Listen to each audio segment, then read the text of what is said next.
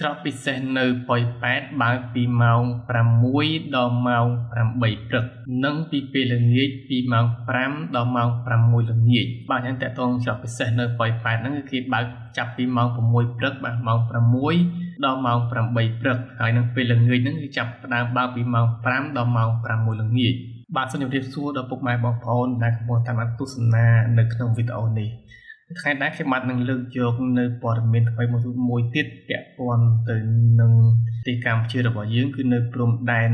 ថៃបាទព្រំដែនកម្ពុជាខ្មែរថៃហ្នឹងបាទតាក់ទងទៅនឹងការបើកម៉ោងចេញចូលបាទហេតុអីបានគេបើកទៅរយៈពេលតែ1ម៉ោងបាទពេលព្រឹកហ្នឹងបាទពេលព្រឹក2ម៉ោងបាទពីម៉ោង 6 ដល់ម៉ោង 8 ព្រឹកហើយពេលល្ងាចហ្នឹងគេបើកតែ1ម៉ោងទេគឺពីម៉ោង 5 ដល់ម៉ោង 6 ល្ងាចអាជ្ញាធរកម្ពុជានិងថៃប្រចាំច្រកព្រំដែនអន្តរជាតិប៉ោយប៉ែតនិងច្រកខ្លងលើកបាទបានសម្រេចបើកច្រកទ្វីបពិសេសបន្ថែមសម្រាប់កូនសិស្សជនជាតិខ្មែរដែលកំពុងរស់នៅជាមួយពុកម្ដាយក្នុងផ្សាររងឃ្លឿ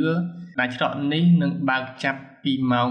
6 ដល់ម៉ោង 8 ព្រឹកនិងពេលល្ងាចពីម៉ោង 5 ដល់ម៉ោង 6 បាទអញ្ចឹងតកតងទៅនឹងការបើកហ្នឹងគឺគេបើកដោយសារតែសិស្សសាលារបស់ខ្មែរយើងបាទគឺគាត់រស់នៅជាមួយពុកម្ដាយប្រុសរបស់គាត់នៅក្នុងផ្សាររងឃ្លឿអញ្ចឹងបើមិនបើកម៉ោងអស់ហ្នឹងទេគឺគាត់អត់អាចទៅរៀនបានទេ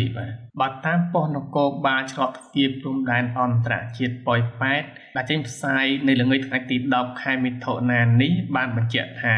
ច្រកពិសេសបន្ថែមនេះនឹងចាប់ផ្ដើមអនុវត្តចាប់ពីថ្ងៃទី11មិថុនានេះតទៅអាជ្ញាធរបញ្ជាក់ថាការរៀបចំនេះដើម្បីសម្រួលដល់កូនសិស្សជនជាតិខ្មែរដែលកំពុងរស់នៅជាមួយក្រុមគ្រួសារ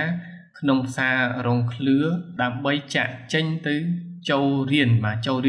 ទាន់ម៉ោងបាទអញ្ចឹងតកតងទៅនឹងការបើកហ្នឹងគឺគេបើកចាប់ពីថ្ងៃទី11ទៅបាទនៅថ្ងៃស្អែកនេះគឺចាប់ផ្ដើមបើកហើយប៉ុន្តែតកតងការបើកហ្នឹងគេបើកហ្នឹងសម្រាប់តកតងទៅនឹងកូនសិស្សបាទដើម្បីកូនសិស្សហ្នឹងទៅរៀនឲ្យទាន់ពេលវេលាព្រោះថាកូនសិស្សមួយចំនួនហ្នឹងខ្មែរយើងហ្នឹងគឺគាត់ស្នាក់នៅជាមួយឪពុកម្ដាយរបស់គាត់ដែលលក់អីវ៉ាន់នៅក្នុងផ្សាររងឃ្លឿអញ្ចឹងពីមុនគេបិទអញ្ចឹងទៅកូនសិស្សមិនអាចទៅរៀនបានទេគឺតែឥឡូវនេះរដ្ឋខាងអាជ្ញាធររបស់យើងក៏បានជួយសម្រួលចរចាជាមួយខាងភាគីថៃឲ្យបើកហ្នឹងគឺបើកចាប់ពីម៉ោង 6 ដល់ម៉ោង 8 ព្រឹកបាទហ្នឹងពេលព្រឹកសម្រាប់ពេលល្ងាចគឺគេបើកតែ1ម៉ោងទេគឺចាប់ពីម៉ោង 5 ដល់ម៉ោង 6 ល្ងាចដើម្បីឲ្យកូនសិស្សហ្នឹងបានវិលត្រឡប់ចូលមកជួបជុំនឹងក្រុមគ្រួសារវិញយ៉ាងណាចំពោះណាព្យាបាលសិស្សព្រមទាំងភ្ញៀវទេសចររួមទាំងមធ្យោបាយចេញចូលនានាអាជ្ញាធរបានអះអាងថានៅបន្តតាមគោលការណ៍ដដែលគឺពេលព្រឹកចាប់ដើមបើកពីម៉ោង 9 រហូតទៅដល់ម៉ោង 4 រសៀលបាទអញ្ចឹងតកតទៅនឹងភ្ញៀវទេសចរដែលគាត់ចេញចូលហ្នឹងរួមទាំងខ្មែរយើងដែលចង់ចេញចូលហ្នឹងគឺគេនឹងអនុវត្តបញ្ជូតែបាទតកតទៅនឹងការអនុវត្តគឺនៅដដែលគឺគេចាប់អនុវត្តហ្នឹងគឺចាប់ដើមពីម៉ោង 9 ដល់ម៉ោង 4 ល្ងាចបាទអញ្ចឹងលើកលែងតែកូនសិស្សទេបាទគេបើកហ្នឹងពេលព្រឹកហ្នឹងគឺកូនសិស្សឲ្យចេញទៅរៀនហ្នឹងគឺចាប់ពីម៉ោង 6 ដល់ម៉ោង 8 ហើយពេលល្ងាចហ្នឹងចូលវិញគឺពីម៉ោង 5 ដល់ម៉ោង 6 ដោយឡែកសម្រាប់ដែលអ្នកចេញចូលខ្មែរចេញចូលហ្នឹងគឺគេអនុវត្តតាមគោលការណ៍ចាស់ដដែលគឺចាប់ពីម៉ោង 9 ទៅដល់ម៉ោង 4 រសៀលអាជ្ញាធរថៃបានសម្រេចឯកតោភាគីក្នុងការបិទច្រករបៀងព្រំដែនជាមួយកម្ពុជាកាលពីថ្ងៃទី7មិថុនានិង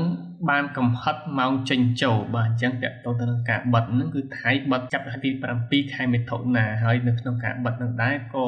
មានការតកតទៅនឹងចេញចូលហ្នឹងគឺហាម5ដែរបាទនៅច្រកប៉ោយប៉ែតថៃបានកំហិតបើកចាប់ពីម៉ោង 8 ដល់ម៉ោង 4 រសៀលជាការឆ្លើយតបកម្ពុជាក៏បានសម្រេចបិទច្រកនេះនិងកំហិតម៉ោងដោយឲ្យចេញចូលពីម៉ោង 9 ដល់ម៉ោង 4 រសៀលការសម្រេចជាឯកតោភាគីរបស់ថៃ